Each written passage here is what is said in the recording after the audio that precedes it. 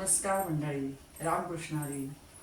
आपण मागच्याच व्हिडिओमध्ये बघितलं होतं की कोणत्या देवाचं नाम घ्यायचं, आणि आत्ता आपण बघणार आहोत या मोठ्या व्हिडिओमध्ये आपण बघत आहोत की संतांनी ग्रंथामध्ये नामस्मरणाचं एवढं महत्त्व का सांगून ठेवलेलं आहे.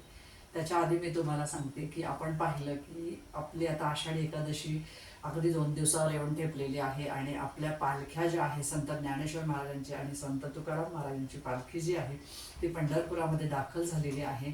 आणि पंढरपूर नगरी ही दुमदुमून गेलेली आहे. सगळीकडे आनंदाचं वातावरण आहे. टाळ मृदुंगाचा सगळीकडे जयघोष होत आहे, पांडुरंगाच्या नामाचा जयघोष होत आहे.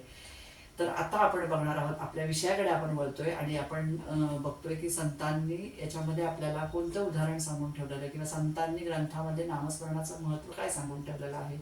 तर संत म्हणतात की संत तुकाराम म्हणतात, संत ज्ञानेश्वर म्हणतात, त्याचबरोबर संत तुकाराम ज्ञानेश्वर, त्याचबरोबर एकनाथ महाराजांनी, इतर संतांनी ग्रंथामध्ये साधनेचं म्हणजे नामस्मरणाचं महत्त्व काय सांगितलेलं आहे.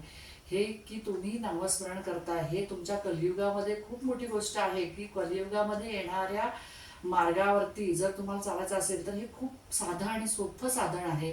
भक्तीचा मार्ग हा खूप साधा आहे, जेणेकरून तुम्ही आपल्या कलियुगामध्ये येणारे जे काही तुम्हाला पांडुरंगाची साधना करायची, त्याच्यामध्ये तुम्ही हा भक्तीचा मार्ग खूप सोपा आहे आणि साधा आहे, जो की तुम्ही करू शकता, सहज करू शकता.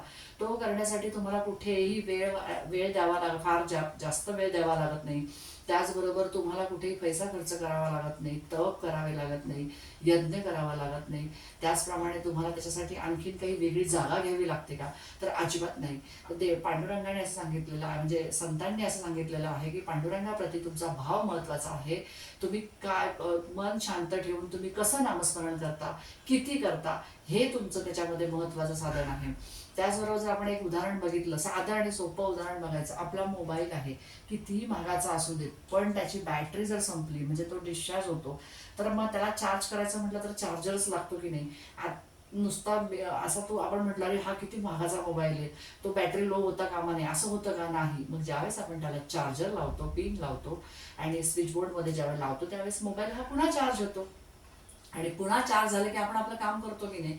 तसंच जसं आपलं मन आहे, म्हणजेच काय, तर आपलं मन, आपल्या मनामध्ये असणारे जे काही भावना आहेत हा आपला मोबाईलच आहे. ज्यावेळेस तुम्ही नामस्मरण करता त्याच्यामध्ये, त्यावेळेस तो चार्ज होत असतो, आणि ज्यावेळेस तो चार्ज होतो म्हणजेच तुम्ही नामस्मरण करत करत करत ज्यावेळेस मन स्थिर करून एका जागी शांत बसून नामस्मरण करताना, तेव्हा तुमचं पांडुरंगाप्रती असणारं नातं हे दृढ होतं. तुमची एनर्जी, तुमची ऊर्जा ही नामस्मरणामध्ये खर्च होते, आणि त्याच्यामुळे काय होतं की तुम्हाला येणाऱ्या संकटांवरती मात करण्यासाठी खूप मोठी ताकद मिळते. नामस्मरणामध्ये एवढा मोठा आधार संतांनी घेतलेला नामस्मरणाचा, नामस्मरणामध्ये एवढी ताकद आहे ना मित्रांनो, की तुम्ही केल्यानंतर तुम्हाला स्वतःलाच अनुभव येऊ लागतो की रोज मी 5 मिनिटं करतोय, तर मला रोजच्या अनुभवातनं 8 दिवस जरी गेले ना तरी तुम्हाला वेगळा अनुभव येईल की मी नामस्मरणामध्ये काहीतरी शिकलेलो आहे. दुसरं मी तुम्हाला साधं सोपं उदाहरण देतो की ज्यावेळेस एखादं मूल आईचा हात सोडतंय, किंवा आईचा हात सोडून गेल्यानंतर जेव्हा ते घाबरतं, तेव्हा ते आई आई आई म्हणतं, आणि आईप्रती असलेली त्याची भावना दृढ होते की माझी आई आहे, ती येणार आणि मला सोडवणार किंवा मला घेणार किंवा घेऊन जाणार. तसंच आपलं आहे, पांडुरंगाप्रती आपल्याला आलेला काही एखादा प्रॉब्लेम असेल, दुःख असेल, चिंता असेल, काळजी असेल, तुमचं मन हे चिंतेत असतं, एकाग्र नसतं, जेव्हा इतरत्र भटकत असतं, त्यावेळेस तुम्ही नामस्मरण जेव्हा करता ना, त्यावेळेस तुम्ही मनापासून पांडुरंगाला जेव्हा हाक मारता, तेव्हा तुमचा पांडुरंग, कोणत्याही देवाचं नाम घ्या, तो तुमचा देव तुमच्या हाकेला येतो, आणि त्यावेळेस तुम्ही न घाबरता हाक मारता. पहिले खूप घाबरलेले असता, पण तुम्हाला माहिती आहे माझा पांडुरंग आहे, मी ज्याची साधना करतो ना, ज्याचं नाम घेतो ना, तोच माझ्या हाकेला धावून येणार आहे. आणि ज्यावेळेस तुमचं काम सफल होतं ना, त्यावेळेस तुम्ही खूप खुश असता. अरे हां, मी जे काही करतोय ते मनापासून करतोय, आणि त्याची माझी हाक ही भावनेने, मी ज्या पांडुरंगाचं नाव घेतोय, मी ज्या देवाचं नाम घेतोय, माझी हाक त्याच्यापर्यंत श्रद्धेने, भक्तीने, एकाग्र होऊन मी करतोय ना, तर ती त्याच्यापर्यंत पोहोचतीये, आणि मग नक्कीच तो तुमच्या हाकेला धावून येत असतो. म्हणून संतांनी सांगून ठेवलेलं आहे की नामस्मरण किती महत्त्वाचं आहे. कलियुगामध्ये नामस्मरण हा एक सोपा साधनेचा मार्ग सांगितलेला आहे, आणि तो सगळ्यांनी करायलाच पाहिजे. आणि तुम्ही कसं, मला या व्हिडिओमधून तुम्हाला एवढंच सांगायचं आहे की कसा वाटला तुम्हाला हा आपला विचार, की तुम्ही नामस्मरण रोजच्या रोज करता का?